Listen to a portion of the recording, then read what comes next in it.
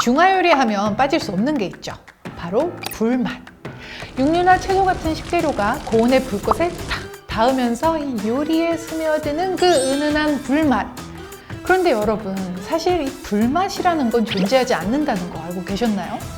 그럼 우리가 지금까지 먹었던 불맛의 정체는 뭘까요? 우리가 학교를 다니면서 배웠던 개념이 있어요. 사람의 미각, 혀에서 느껴지는 맛을 의미하죠. 이 사람의 혀가 느낄 수 있는 맛은 단맛, 짠맛, 신맛, 쓴맛, 감칠맛 총 5가지 뿐이라고 하는데요. 그럼 우리가 알고 있는 불맛은 대체 어디로 간 걸까요? 사실 이 불맛은 혀에 느껴지는 맛이라기보다는 향에 조금 더 가까운 개념이에요. 맛이라고 부르고는 있지만 후각의 의존도가 더 높아 사실상 냄새에 가까운 거죠. 자, 좀 더 정확하게 설명하자면 고열의 불에 육류나 식재료를 볶으면 이 해당 식재료에서 나온 육즙이 달궈진 기름에 닿으면서 유증기가 발생해요. 자, 이 유증기는 이름에서 알 수 있듯 기름류에 수증기가 합쳐진 단어라고 할 수 있는데 기름방울이 안개처럼 공기 중에 둥둥 떠다니는 상태라고 이해하시면 돼요. 요리를 하면서 나오는 이런 휘발성 유증기에 불꽃이 탁 닿으면 요리하는 음식에 이 불향이 입혀지게 되는데 이게 우리가 생각하는 불맛에 가장 가까운 맛이에요. 그럼 우리가 이런 불맛을 좋아하게 된 이유는 뭘까요? 명확하게 근거가 남아있진 않지만 아마 아주 오랜 과거로부터 이어온 유전적인 이유일 확률이 높아요. 호모 에렉투스 시기부터 인간은 불을 사용하기 시작했고 이때 음식을 익혀 먹으면서 날 것보다는 익힌 음식을 섭취하는 것이 생존에 유리하다는 점을 깨닫게 됐는데 바로 이것이 유전자에는 맛있다 라는 기록으로 남았다는 가설이 있죠. 때문에 우리는 불향, 그러니까 이 불을 통해 만들어진 익힌 음식들을 좋아하게 될 수밖에 없는 거예요. 그럼 이 불맛이라는 단어는 우리나라에서만 쓰는 걸까요? No!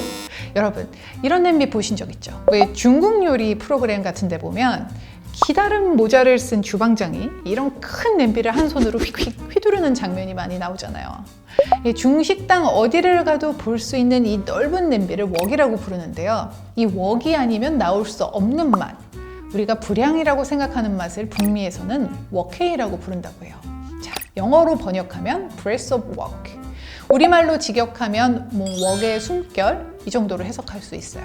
좀 거창하죠.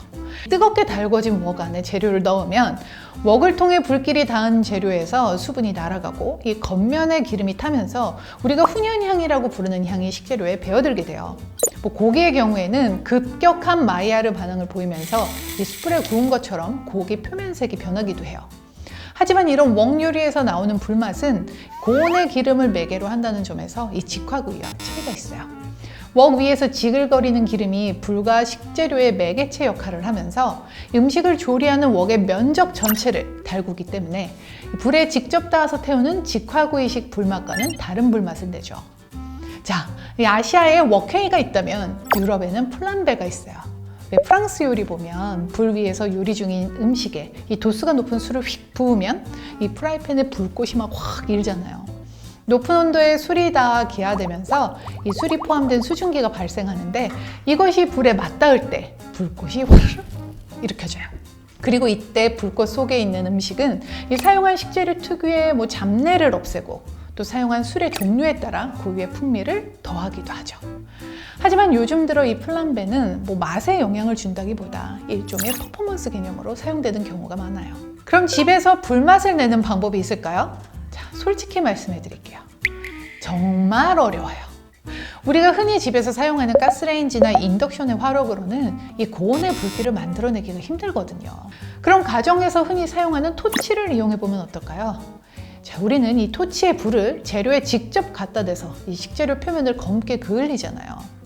이건 불맛이 아니라 식재료 표면이 타면서 일어나는 탄화된 맛에 가까워요.